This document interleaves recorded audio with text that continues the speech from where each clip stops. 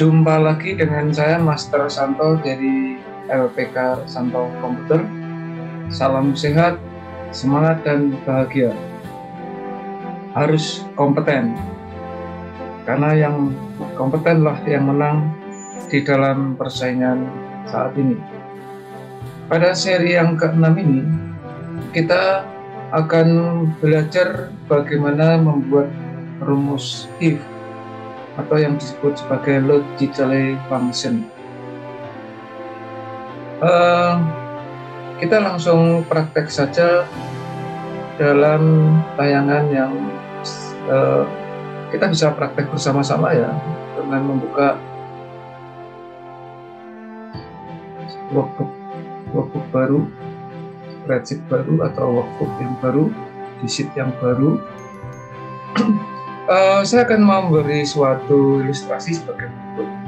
Sebenarnya fungsi logika atau rumus itu seperti kita berkomunikasi sehari-hari dengan berbahasa Indonesia yang baik dan benar. Bahasa Indonesia atau bahasa pun yang baku. Misalnya begini, saya akan berkomunikasi dengan Anda atau dengan pendengar atau pemirsa semua. Saya simulasikan langsung seperti ini. Jika, kemudian saya diam, jeda gitu.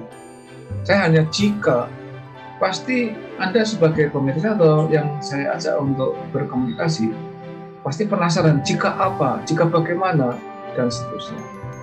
Nah, maka ada kalimat selanjutnya, ada kata yang berikutnya. Oleh karena itu saya akan membuat suatu contoh, misalnya saya ketik di sini, jika, nah ini tadi, jika apa, jika bagaimana, dan seterusnya. Nah, katakanlah untuk inspirasi awal ya, karena nanti di dalam seri-seri selanjutnya akan saya perdalam supaya Anda semakin paham dan akhirnya menjadi kompeten. Katakanlah begini, jika angka yang ada di kolom A ditambah dengan angka yang ada di kolom B, hasilnya lebih dari, nah ini ada koma. Di sini saya akan ajak Anda bermain sedikit lagi. Kalimat ini sebetulnya sudah setengah lengkap atau sudah 50% memenuhi syarat sebagai kalimat yang logis, yang bisa dimaknai. Cuman ada satu kata apa ya, coba Anda terka, satu kata apa yang kurang di kalimat ini. Jadi ini saya kasih blok warna merah untuk jika yang saya tadi sebut pertama. Jika, nah jika bagaimana? Nah di sini sudah dijelaskan. Jika bagaimana? Jika apa? Nah, jika angka yang ada di kolom A ditambah dengan angka yang ada di kolom B, ini sebagai subjek. Ya, ini saya kasih warna biru. Jadi kalimat ini sudah 50% lengkap. Jadi ada persyaratan, jika apa? Jika bagaimana? Nah, itu jika angka yang ada di kolom A ditambah dengan angka yang di kolom B. Nah, di sini ada pelengkap lanjutnya. Saya bukan guru bahasa Indonesia itu, tapi saya guru bahasa komputer ya, tapi sama sih sebetulnya. Cuman lebih praktis di dalam penulisan pakai coding atau bahasa komputer. Nah, di sini saya blok warna hijau. Nah, di sini. Nah, oh ini jadi biru ya di sini ya. Itu tadi biru tua, yang ini biru muda. Jadi jika angka yang ada di kolom A ditambah dengan angka yang ada di kolom B itu hasilnya lebih dari, maka, nah ini kalimat penghubung yang saya tadi katakan, maka terserah kita mau apa, apapun, mau apa terserah. Nah, contoh, maka ini istilahnya boleh dimaknai di dalam bahasa programming atau dalam bahasa logical function atau if ini kita bebas ya menginstruksikan kepada komputer, kalikanlah kedua angka tersebut. Ini kalau mau dikasih titik juga boleh. Kalau ada titik berarti kalimat ini sudah selesai. Namun boleh ditambah satu kalimat berikutnya atau satu kalimat pelengkap. Misalnya begini, jika tidak, artinya jika tidak lebih dari, artinya kurang lebih dari berapa, tadi kan kurang. Jika tidak, maka jumlahkanlah kedua angka tersebut. Titik. Kita ulangi, kalimat ini kurang lengkap. Maka kalau ini kita tetap buat rumusnya, tentu rumusnya akan tidak bisa dibaca oleh komputer karena kalimat pertamanya seolah-olah ini sudah lengkap, tapi ternyata belum lengkap. Kita kecolongan di sini. Lebih besar dari berapa? Jadi kalimat pertama kurang. Ini saya hapus komanya. Lebih dari misalnya angka 20 gitu ya. Nah ini, walaupun angka 20 ini sederhana tetapi melengkapi kalimat ini dan membuat rumus nanti bisa dieksekusi oleh komputer. Jadi sekali baca lagi, jika angka yang ada di kolom A ditambah dengan angka yang ada di kolom B hasilnya lebih dari 20, maka kalikanlah kedua angka tersebut. Nah maka saya akan buat angka-angka random, misalnya di kolom A ada angka 8, angka 9, angka 6, angka 5, angka 8 lagi boleh. Angkanya boleh 2 digit juga, tidak harus 1 digit. Ya. Kemudian dan seterusnya. Demikian dan seterusnya. Nah maka kita perlu juga angka yang di kolom B. Misalnya angka di kolom B ini secara ketik random juga. Ya. Angka-angkanya bebas karena angka-angka ini nanti akan kita buat permainan. Oke, nah begini, seperti ini.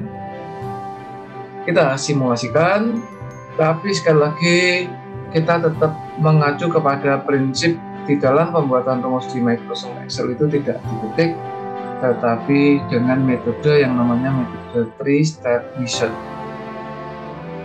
Langkahnya 3. Step pertama, insert function. Kemudian kita pilih if. Oke. Perhatikan di sini sudah ada if. Itu seperti yang saya tulis warna merah di sini. Jika apa? Jika angka yang ada di kolom A berarti ini. Ditambah itu pakai simbol plus. Ditambah dengan angka yang ada di kolom B berarti ini. Lebih dari berarti simbol ini lebih dari 20. Nah, di sini memang komputer sudah ada jawaban false. Artinya apa? Artinya angka yang ada di kolom A saat ini dan juga angka yang di kolom B saat ini kalau dijumlahkan memang tidak lebih dari 20, maka dia false. Maka kalau Anda cermat di dalam langkah kedua ini kan kita sedang mengisi function argumen. Di dalam logical test ini mewakili baris yang di atas di sini. Jadi ini dibacanya jika angka yang ada di kolom A ditambah dengan angka yang di kolom B lebih dari 20, maka, intonasi maka itu kita melanjutkan di kolom kedua yang disebut value if true. Jadi untuk mudahnya praktisnya kalimat maka atau kata maka itu mewakili kalimat value if true. Maka kalikanlah kedua angka tersebut. Nah, kedua angka tersebut dikalikan yaitu angka yang ini yang ada di kolom A dikalikan, kali itu simbolnya tanda bintang, dengan kolom B di sini. Nah, di sini kita bisa sudah membaca ya. Jika angka yang di kolom A dan ditambah dengan di kolom B lebih besar 20, maka angka di kolom A dikalikan dengan kolom B. Jika tidak, maka berarti value true. Jumlahkanlah kedua angka tersebut. Ini dijumlah dengan ini. Hasilnya sudah muncul. Ya. Kenapa muncul 15? Karena memang angka yang di kolom A, di kolom B memang 15 tidak lebih besar dari 20, sehingga tetap dijumlahkan. Oke. Kemudian kita generalisasikan ya, kita cukup double klik di sini. Kalau pemirsa maupun para penonton yang biasanya kalau sudah satu rumus digeneralisasikan dengan cara klik tahan geser, ini bukan salah, benar ya, tetapi akan lebih cepat. Anda cukup double klik di sini saja, klik. Nah, kita cek. Ini tambah ini tidak lebih besar maka dijumlah. Ini tidak lebih besar dijumlah. Ini tidak lebih besar dijumlah. Ini tidak lebih besar dijumlah.